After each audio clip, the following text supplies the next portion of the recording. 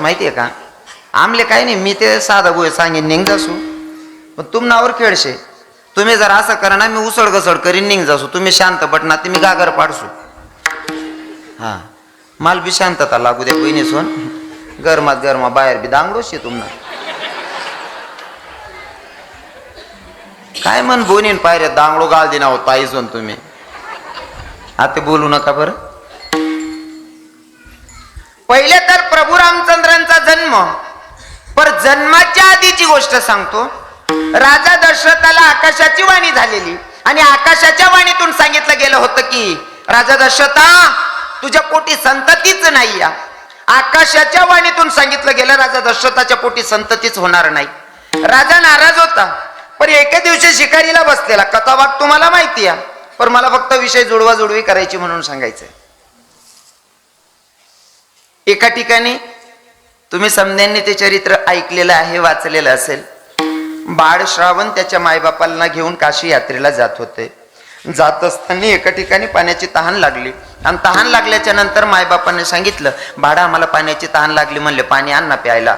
राजा दशरथ शिकारीला बसलाय आणि इकडे श्रावण बाळ पाणी घेण्यासाठी गेलाय. किती सेवा होती मायबापांची, किती सेवा होती. मायबापांना दिसत नाही म्हणून खांद्यावर कवाड बांधून बसून घेऊन जात होते.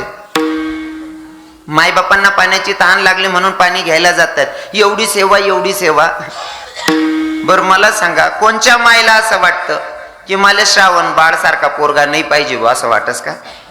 प्रत्येक मायला वाटतं की मला मुलगा श्रावण बाळ सारखा भेटला पाहिजे. वाटतं ना माय? हो वाटतं ना. प्रत्येक बाईला वाटतं माझा मुलगा श्रावण बाळ सारखा असला पाहिजे. जर तुम्हाला वाटत असेल तुमचा मुलगा श्रावण बाळ बनला पाहिजे, तर याच्यासाठी तुम्ही श्रावण बाळ होतोय ना आपला पती, ते बघण्याची दृष्टी सुद्धा ठेवली पाहिजे. बोलतंय का, कळतंय का माझं बोलणं? जर तुमचा मुलगा श्रावण बाळ व्हावा वाटत असेल ना, तर तुमच्या नवऱ्याला पहिले श्रावण बाळ होऊ द्या. नाही ते काय काय बाया तटे काय चिल गिरानात घर चिल का. जर मायबाप कडे जाताना जर तुम्ही विरोध करत असाल तर अपेक्षा ठेवायची नाही की तुमचा पोरगा श्रावण बाळ बनेल. अपेक्षा तर प्रत्येकाला आहे, अपेक्षा प्रत्येकाला आहे. मी कथेतून एक भजन गातो, मला आवडतं ते भजन. हे मासे मांगे माकी अपेक्षा प्रत्येकाला, माझ्या पोटी येणारा पुत्र बाळ श्रावण झाला पाहिजे. हो, कारण सेवा तशी केली ना मायबापांची, म्हणून उदाहरण म्हणून श्रावण बाळ. आणि मला तर असं वाटतं कलियुगामध्ये सुद्धा श्रावण बाळ बनाय पाहिजे. त्यासनी बनान तयारी हो, पण अपक्षवाला फार्म भर देतस. पाणी घेण्यासाठी मायबापांसाठी गेलेला. आता ते जारी बुडवत असताना बुडबुड दिशे आवाज कानी पडला. राजा दशरथाला वाटतं कोणीतरी प्राणी आला असावा. जसं का बाण सोडला रोहित श्रावणला लागलेला. आवाज ऐकल्याच्या नंतर 10 दिवशी तो आवाज कानी पडला. पुन्हा पडत आले, बघितला, अरे आपण तर बाळाला मारले श्रावणाला. म्हणले बाळ तू इथं काय करत होता रे? म्हणले काय नाही, माझ्या आंधळे मायबापांना काशी यात्रेला नेत असताना त्याला पाण्याची तहान लागली म्हणून पाणी घ्यायला आलतो. अरे माझ्याकडनं अनर्थ घडलं, नको घडायला ते घडलं. तेव्हा श्रावण बाळांना सांगितलं, म्हणले राजे आता इथं वेळ खर्च करण्यापेक्षा जे झालं ते बदलू शकत नाही, पण माझे आंधळे मायबाप पाण्या वाचून तरपडताय, त्यांना पाणी न्या म्हणले प्यायला. पण ते जोपर्यंत पाणी पित नाही तोपर्यंत त्यांना काही बोलू नका, नाही तर ते पाणी पिणार नाही. राजा दशरथानं झारी धरलेली आहे आणि घेऊन जातात. पण पायांचा आवाज ऐकल्याच्या नंतर श्रावण बाळच्या मायबापांनी सांगितलं, बाळ आलास का रे श्रावण? राजा दशरथ काहीच बोलत नाही, कारण श्रावण बाळांना सांगितलं होतं तुम्ही बोलल्याच्या नंतर माझे मायबाप पाणी पिणार नाही. बाळा आलास का रे? पाण्याची जारी हातात दिली. म्हणले श्रावण जोपर्यंत तू बोलत नाही तोपर्यंत आम्ही पाणी पिणार नाही, बोल लवकर, तू एवढा उशीर का लावलाय? तेव्हा राजा दशरथानं सांगितलं, मी तुमचा बाळ श्रावण नाही या. तुमचा श्रावण बाळाला माझ्या हातून बाण सुटला आणि तो त्याच्या छातीला लागलाय. तुमचा बाळ जीवनाचा शेवटचा श्वास मोजतोय आणि मी तुम्हाला पाणी घेऊन आलो. त्यानं सांगितल्याच्या नंतर राजा दशरथाला श्रावण बाळच्या माईबापानं श्राप दिला राजा दशरथा, आज जसं आम्ही आंधळे मायबाप पुत्र वियोगाने तरफडून मरतोय ना, आज जसा आम्ही पुत्र वियोगाने तरफडून मरतोय तसा तू सुद्धा पुत्र वियोगाने तरफडून मरशील, असा शाप त्या आंधळ्या मायबापांनी दिला. एकीकडे आकाशाची वाणी सांगत होती की राजा दशरथाच्या पोटी संततीच नाही या, आणि एकीकडे आंधळ्या मायबापांचा शाप आहे की राजा, तुला आमचा आंधळ्यांचा शाप आहे, तू पुत्र वियोगाने तरफडून मरशील.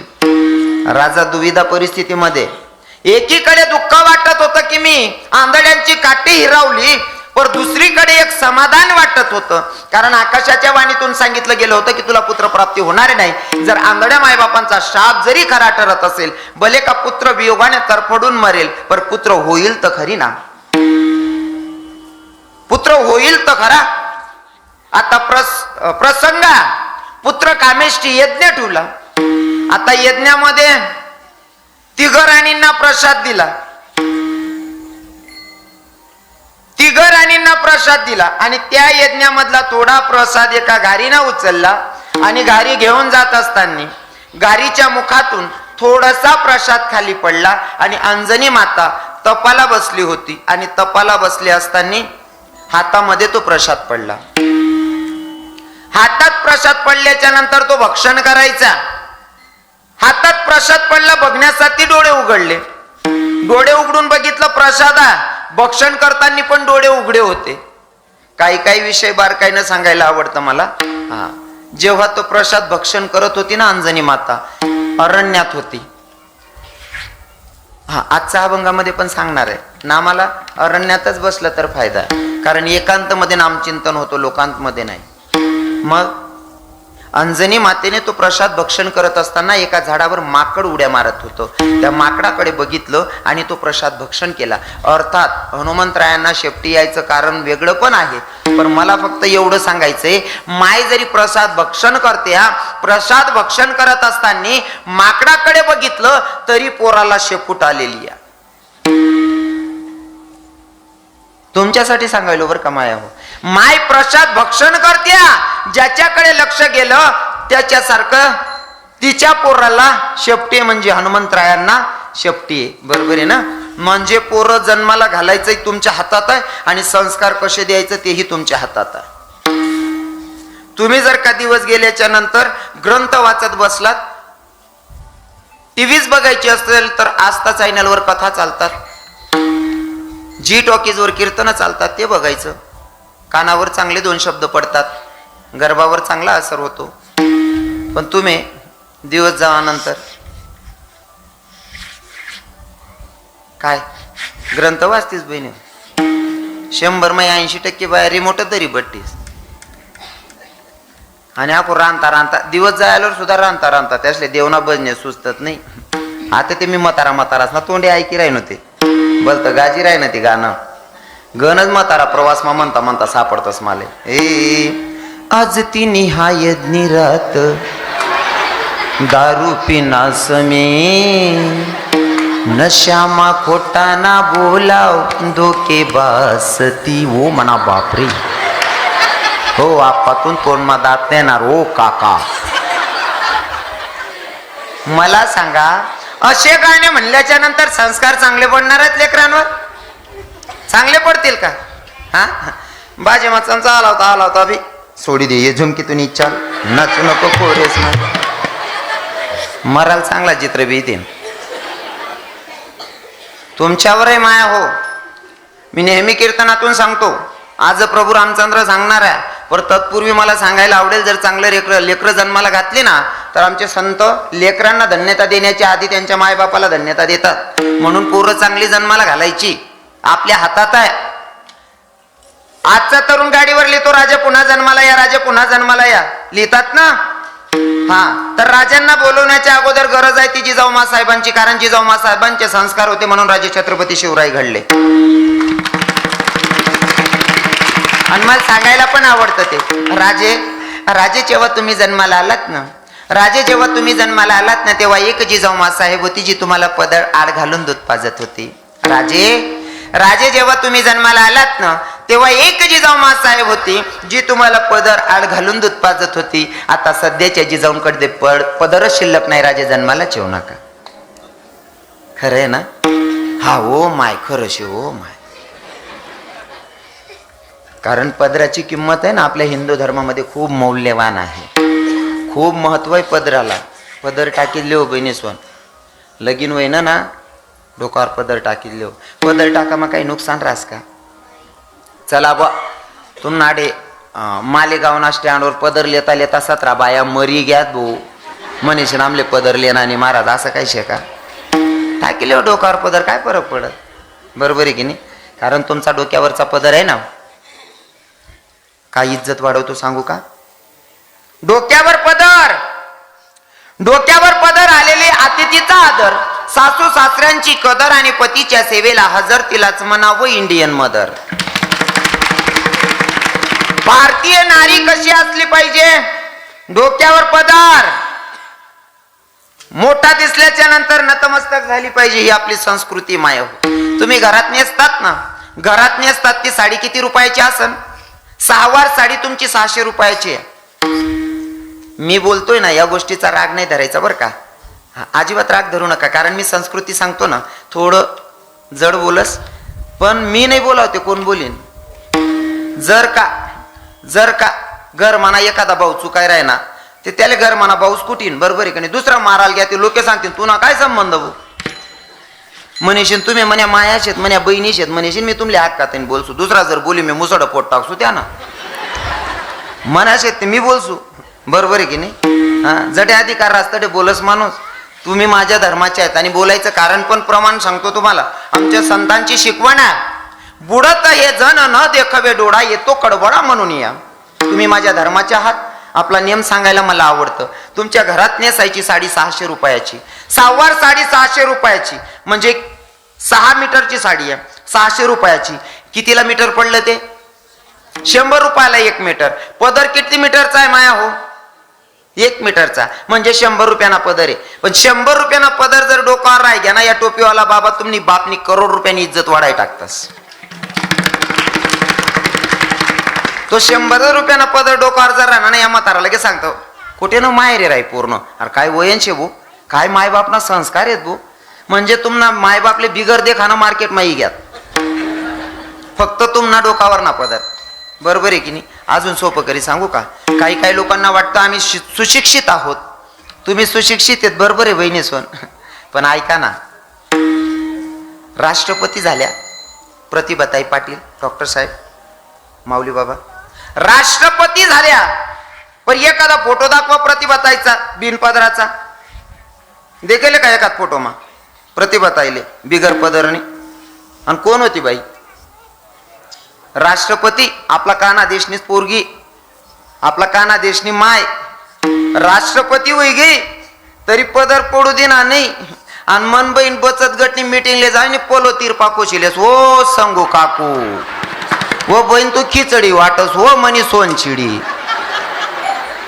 आटे राष्ट्रपती पदरलेस आणि संग काकू पदर तिरपा कोशिन फिरत. पदर टाकली हो बहिणी सोन डोकावर, भारी रात पदर लिहिले. डोक्यावर जर पदर असला ना असं वाटस ना जस काय नांदुरी गडनी देवीजी राहिनी बुमन माय. डोकावर पदर राही ना का असा जीव करस आहे माय ना का मंदिर बांध टाकून पाय पडली हो. आणि बिन पदरनी बाई जर दिखणे ना मला असं वाटत बापरे दिल्ले चुरेड कधी फिर राहिनी भो. म्हणून डोक्यावर पदर घेऊन घ्यायचा. बरोबर आहे की नाही? पदर घेतलाच पाहिजे डोक्यावर. हा, आपण नवीन वस्त्र येले माऊली बाबा, ते नवीनच येले हाल ते काय गाऊन माल ते तो गाऊनले देखा ना असा जीव कोणा चाकू घालीन माठ टाकू भाऊ गाऊनले, त्यांना खून कट टाकसो एकान रोज मी. त्यांना आपला काहीच संबंध नाही. कताईन घुसणार काय घुसणार तो मला दुकान मा बी दिकस ना तरी म्हणा ड्रायव्हर असा जापडा लायदे सामना बाबा का दुकान मा जाईन गाऊन मा चाकू घालीन माठ टाकी भू. तुम्हाला सही नाही राहणार. कथाही येईल शेन काय येईल शे गाऊन घालू नका असं मी म्हणणार नाही. जर तुमच्या शरीराला काही व्याधी असेल काही त्रास असेल तर नक्की घाला. त्रास होतोय ना मग बरोबर आहे, पण कारण नसताना गाऊन घालणार नाही बहिणीसो. आणि समजा एखादी ताईला सवय पडीत जायले बुवा गाली लेवानं आपला आपला रूममाच घालल्यानं तटेच पडी राहणं तटेच छिल गाणं बाहेर निघाणं नाही. कारण तुम्ही गाऊन घालीन फिरतीस ना. आपण नाही का शेतकरी लोक त्या बाजरीवर ना चिडा उडावला नाही लाकडे गाठ देत का तशा देखीच बहिणी म्हणून तुम्ही नका घालत जा त्या गाऊन फावून शेल गाई देतात का त्यासले. इथल्या बाहेरी बाया मजाने गाऊन घालले तिने त्या पुतळाच निघत दिखतील त्या माल त्यांना काय महाप्रास का फिटिंग मारते काही संबंध नाही. नका घालत जावं चिडीसवर काय वारं गुज जायचे काही समजत नाही. ही आपली संस्कृती नाही या. हा हे बसलेले बाबा लोक आहेत ना हे सांगतील. हा आज जरा 15-20 मिनिटं जास्त बोलणं चालेल ना. मग सापडी जायले गोमाला जाणू त्या तारीख देणार लिही चारा कितल्या रावण्या करण्या पडते. आपण नियमाचं पालन केलं पाहिजे मायाव. आपण हिंदू धर्मात जन्माला आलोय. पहिले काही नियम होतात का. या बाया आजी माया बसेलेत या मावश्या बसेल्या 40ने पुढे ज्या मावश्या आहेत ना 50ने पुढल्या माया तिसले विचारा आणि या टोपीवाला बाबासले विचारा. पहिले इतका स्ट्रिक्ट नियम होतात ना. माणूस जर वावरमा जायला राहे ना मन माय नवरा येऊन पहिले रान न पडीन माय येतात जेवण लागेन त्यासले. ड्युटीवर जायला राहत की वावरमा जायला राहत मना मालक येईन येवान पहिले मन माय रांधी ठे आणि जेवण ना पहिले खाट गादी टाकी ठे. एवढा तराडा होता पहिल्या बाईसले. वताकाने माडी पहिले वताकाने तराडा. नवरा येऊन पहिले रांधी ठेवणं जेवण ना पहिले खाट गादी टाकी ठेवणं. हा इथला तराडा होता. आते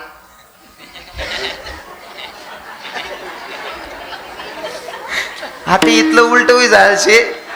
आई बहीण हार तालिका ना उपास धरलेच गलीमाची आपेत फिरजने आऊ भाऊ पोरले झोका देस हो आप्पा. हा तू काय सत्यानाश करणार लावा रे. हार काय सत्यानाश करणार लावा भाऊ रे. कितलं परिवर्तन होई गे बा. भयान परिवर्तन होई जायचे. आकू सांगू मी नुसतं जुनं सांगस ना माऊली बाबा त्यासले माहिती 2 तास नुसतं जुनं सांगा सुद्धा काढले जाज नाही. गणच फरक पड जायचे. काय काय सांगू आता देवना दरबार माहित. आपण नियमाचं पालन करत जा मायाव. पहिल्या बाया आहेत ना वावरमा जरी जायला राहत ना 40ने पुढल्या मावश्या 50ने पुढल्या काकवा सांगतील. वावरमा जरी जायला राहत ना गाव मागुसान पहिले दर जमा उन्यात म्हणजे पायमाना चप्पल आत्मा धरलेत. डॉक्टर साहेब माऊली बाबा पायमाना चप्पल आत्मा धरलेत आणि असा टोपीवाला बाबा जर देखी घ्या ना डोकावर चारा न वज राव की लाकडेच न वज राव. जर समोर तीन बाबाही राहणार ना मनमायाशी तोंड तिरप करीन उभी राह. पहिले त्या बाबाला निघी जाऊ दे आणि मग मनमाय जाय. जर समोर ते चाली घेऊ ते म्हातारा नावठी दिन वयक नाही पायक नाही काही नाता मा नाही काही संबंध नाही. फक्त टोपीवाला आहे मोठा बाबा आहे म्हणा जेट लागत होईन की म्हणा सासरा लागत असेल. ती बाईले माहिती पण राही नाही तरी सुद्धा त्या बाबाला देखील तोंड फिरायन उभी राह. या नियम होतात आपला पहिल्या बाईस ना. आता कसं काय वातावरण आता गाव म्हणा बाबा नाही आता मन माय सगळा सासरा ना बिछातीनं बिल्ल मोठ टाकाल करत. मर्यादाच नाही राहिली महाराज. हा पण यासलेच बोलीन चालणार नाही. तुम्हाकडे बी एककडे तुम्हाकडे बी सांग नाही माले नुसतं या बहिणीशी करते ना अपेक्षा ठेवायला चालाव नाही. आपला करते बी त्यासले काहीतरी अपेक्षा होती. पहिला सासरा असा होतात ना स्वतःने बायकोन संगे सुद्धा बोलत नाही सुनबाईन समोर. बरं वाईट जर बोलाय गे मन सुनबाई काय विचार करी मायू मन सासरा बी वाय बारात दी कर. स्वतःने बायकोन संगे सुद्धा बोलायला घाबरेत पहिला सासरा. इथला नेम होता सासरा बी. आते ना सासरा ती सुनबाई चुलावर पांटे होत लाकडे लावच नाही इथलची चड्डी घाली ना अंग शेकस हो आप्पा तू मोठी चड्डी घाल रे म्हणा काका. हा इथलची चड्डी घालीन ती मायन समोर फिर राय ना ती माय कसाल पदरली रे आप्पा.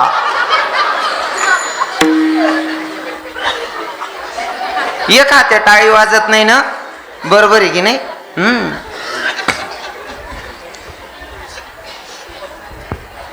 अंजनी मातेच्या हातात प्रसाद पडला आणि तो भक्षण केला.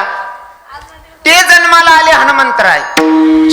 हनुमंतराय आणि इकडे ज्या यज्ञामध्ये प्रसाद दिला गेला तिघो राणींना प्रसाद दिला आणि तिथं भगवंत जन्माला आले. नवमीची तिथी आणि नवमीला प्रभू रामचंद्र जन्माला आले.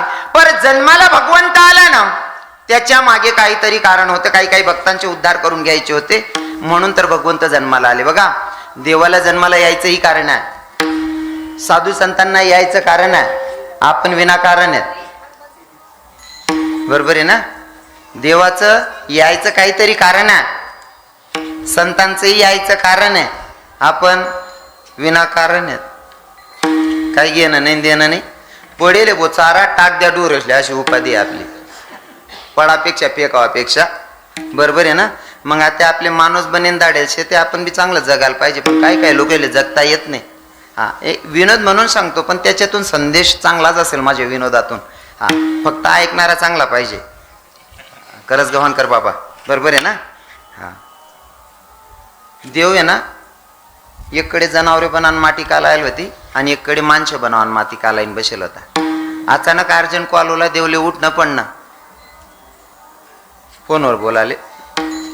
लोकी कितला ध्यान लायक तो एक फोन होता. म्हणजे आम्ही जे सांगतो ते अख्खा हाच म्हणतो तुम्ही. अरे आम ना बी बाकी ना मन मायक लबाड बोल जातच ना, ध्यान ठेवत जा. काही कामानिमित्त भगवंत उठला. उठल्याच्या नंतर एककडे माणसे बनावून माटी होती आणि एककडे डोरे बनावून माटी होती, जनावरे बनावानी. देव विसरी घ्या, जनावरे बनावून माटीले माणसे बनावून माटी समजेश नाही. एक पुतळा गडी राहता. जनावरे बनावून माटी होती पण पुतळा काढाय घ्या माणूस ना. आणि मग देव ना ध्यान मावणार आहे ते जनावरे बनावून माटी होती, या काही माणूस बनावाय घ्या म्हणे. मग देव गडमोड करायला लाग गया. तो पुतळा म्हणे, देव बा काय गडमोड करू नको, जनावरे बनावून माटी मग तू काय माणूस बनावाय घ्या ना. मी दिसू माणूस सारखा पण वागसू जनावर सारखा, राहू दे म्हणे तसा. बाकी ना असा राहायचा शेतच सांगेशीन बी उपयोग होत नाही, आहे की नाही? हा, जन्माला आलोय ना त्याच्या मागे काहीतरी कारण आहे. जसं संत जन्माला आले त्यांचं सुद्धा यायचं काय कारण होतं? काय कारण होतं? येथे उपकारासाठी आले घर जावई कोणती, आले घर जावई कोणती, आले घर जावई कोणती. येथे उपकारासाठी आले घर जावई कोणती, आले घर जावई कोणती. वा, गोड प्रमाण घेतलं बाबांनी. पण अजून तुम्हाला पटवण्यासाठी सांगेल. हे अवतार तू मादरा या कारण, अवतार तू मादरा या कारण, अवतार तू मादरा या कारण,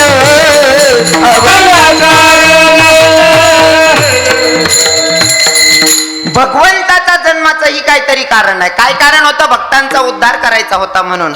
माझे भगवंत जन्माला आले. जन्माला आल्याच्या नंतर लहानपणी प्रभू रामचंद्र खेळत होते आणि जोरात जरा पडत होते. खेळत असताना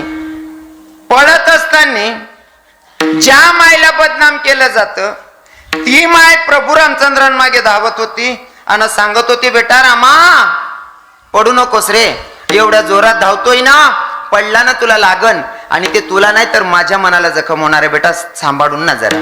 तेव्हा प्रभू रामचंद्रांनी सांगितलं, आई मी थांबेल पण आत्ताच मला तुझ्याकडनं वचन दे, कारण तू माझ्या सख्या मायपेक्षा सुद्धा जास्त प्रेम करते. माझं चांगलंही प्रेम करणारी तूच आहे, पण माझ्या जीवनातली वाईट दिसणारी सुद्धा तुलाच बनायचंय. म्हणे कसं? अगोदर वचन दे. दिलं वचन काही मातीनं. आणि प्रभू रामचंद्रांनी लहानपणीच मागणी मागून घेतली होती, आई मी पडायचं थांबवेल पण तुझ्याकडनं मला वर पाहिजे. म्हणे माग ना काय? 14 वर्षाच्या वनवासाला तू मला पाठवशील, कारण माझा बाप तुझंच ऐकेल. कारण हे पण माहिती होतं की राजा दशरथाकडनं काही मातेनं वर मागून घेतलेला होता.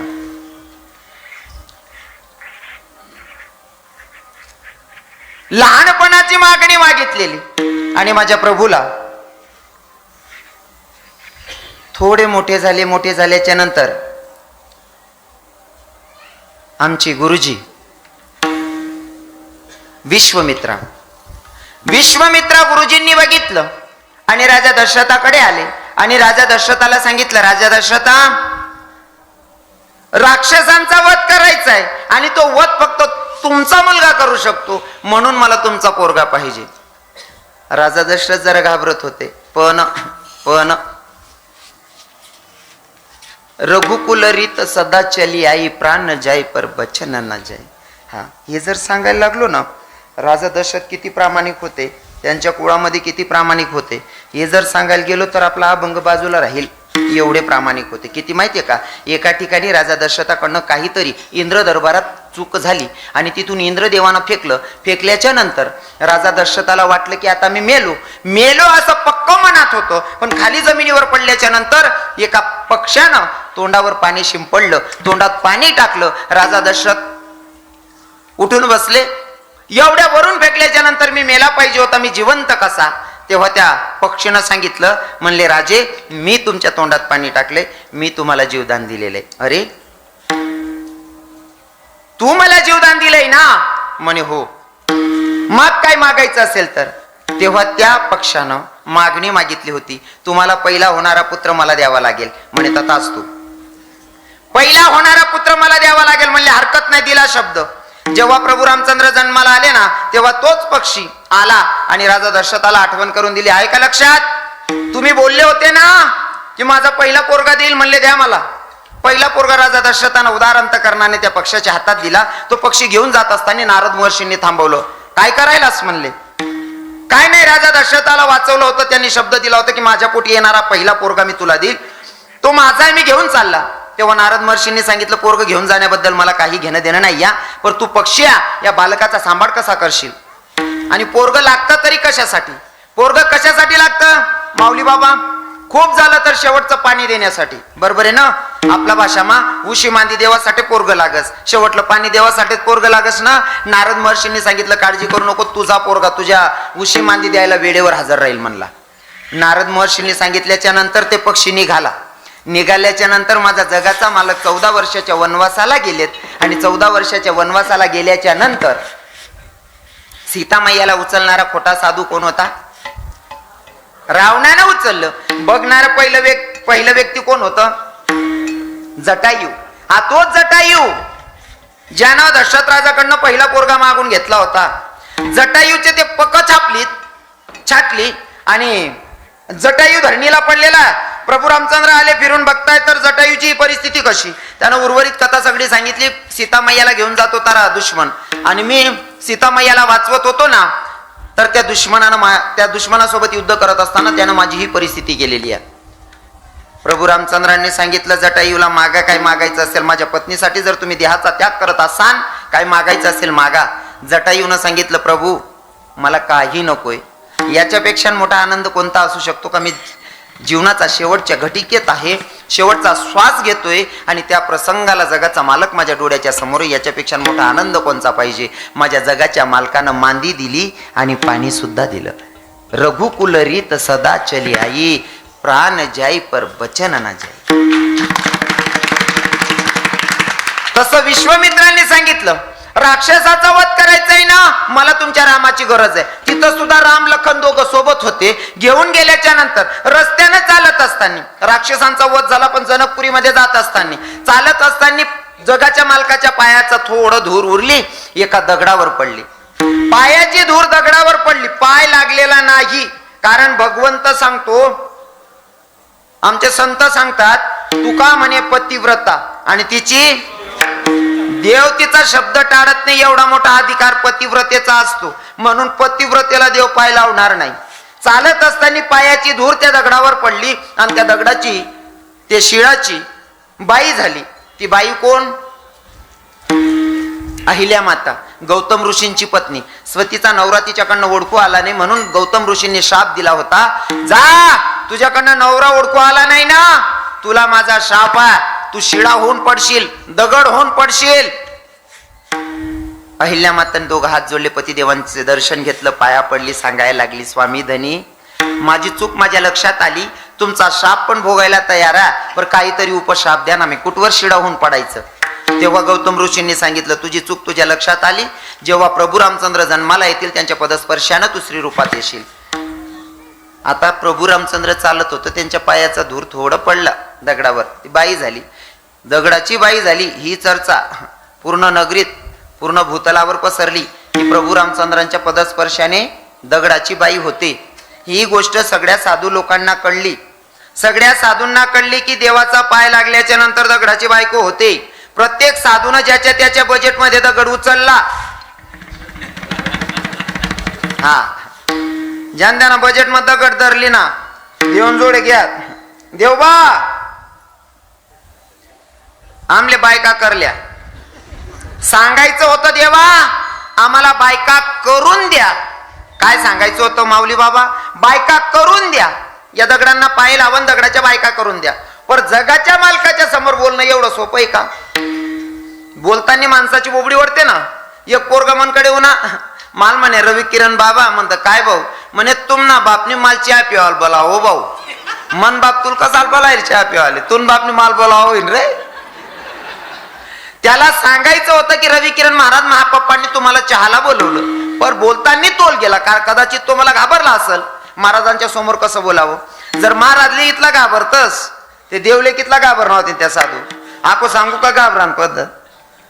आमना सर बेताडे बराच शिक्षक लोक होते ना. पहिले रविवारना दिन जरी सर दिकेत ना तरी सुद्धा पोरे गलीमा पयत फिरत खेता खेता जर सरी जाय ते खरंय का नाही बाबा?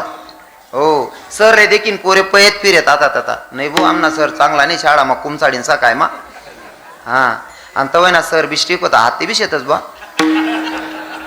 हाते बिस्टिकच येतस. हाते काय त्या आहे नाहीत पण कुठे कुठे ना आपलं बी चुकावस. पहिला मायबाप जर पोऱ्या चुकाय ना माहिती पडणार ना. उलट सरले सांगित सर काय चुकणार ना यानं मुसडा फोट टाका कोण बोलायला येणार नाही. हाच सांगित पहिला मायबाप. आणि आते ना मायबाप तुम्हाला कोणी सांगितलं माझ्या पोराला हात लावायला? मग नंतर जड पडस.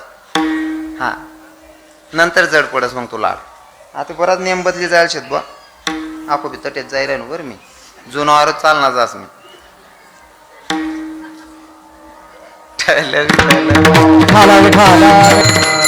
जगाच्या मालकाच्या समोर साधू बाबा आहेत ना सर्वे. आता बोलण्यात तोल गेला. सांगायचं होतं दगडाला पाय लावा आम्हाला बायका करून द्या, पण उलट बोलणं झालं की साधू बाबांनी बोलताना उलट बोलले देवा आम्हाला बायका करून घ्या. प्रभू रामचंद्र म्हणले अजून सुद्धा व्यवस्थित बोला. म्हणलं काय नाही देवा आम्हाला बायकाच करून घ्या. प्रभू रामचंद्रांनी सांगितलं हरकत नाही, पण ऐका ना हा जो जन्म आहे ना माझा एक पत्नी एक वचनी आणि एक बाणी. खोटं बोलणार नाही. पत्नीशी एक निष्ठ राहील. एक पत्नी एक वचनी आणि एक बाणी. वचन दिल्याच्या नंतर तुम्हाला तर दोनदा सांगितलं ना रघुकुल रीत सदा चली आहे.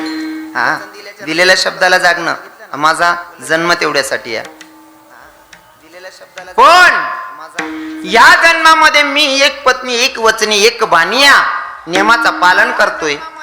जर तुमची इच्छा पूर्ण करायची असेल तर पुढचा जन्म मी कन्हैया बनेल. तुम्हा सगळ्यांना माझ्या गोपिका बनवून माझ्या बायका बनवून खेळवेल. ह्या ज्या गोपिका आहेत हे मागच्या जन्माचे साधू आहेत. तोच राम कृष्ण रूपात. मग कृष्ण रूपात त्या साध्वींना खेळ खेळला ना, गोपिकांसोबत रासक्रीडा केली ना. हा तोच भगवंत तोच गोविंद जो गोपिकांना बासुरीनं वेळा करत होता, वेड्या करत होता. हा तोच. प्रत्येक ठिकाणी त्याचं काही कारण आहे. राम वही कन्हैया है. आता राम कृष्ण दोघं मिळून हे पंढरपुराचा मालक बसलाय ना हा आलाय. आता कृष्ण भगवंत पापाचं ओझं हलकं करण्यासाठी आलाच होता, पण साधूंना सुद्धा दिलेला शब्द खरं करण्यासाठी आलेला. आता तिकडे रामाचं सुद्धा तेच कारण आहे, पण इकडे पंढरीश पांडुरंग परमात्मा का दोघं मिळून तिसरा अवतार आहे. काय बघायला आला होता? काय बघायला आला होता? भक्त माझे किती गुणगान गातील ते बघायला आला होता का? अजिबात नाही.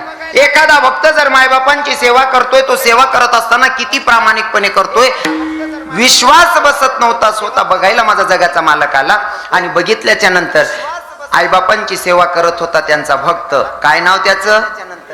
वा वा पुंडलिक आईबापांची सेवा करत होता.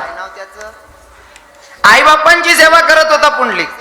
भगवंत दाराचा आवाज दिला पुंडलिका ऐक ना बाळा मी तुला भेटायला आलोया. पुंडलिकानं सांगितलं जोपर्यंत माझे संतन के संग लागने तेरी अच्छी बनेगी.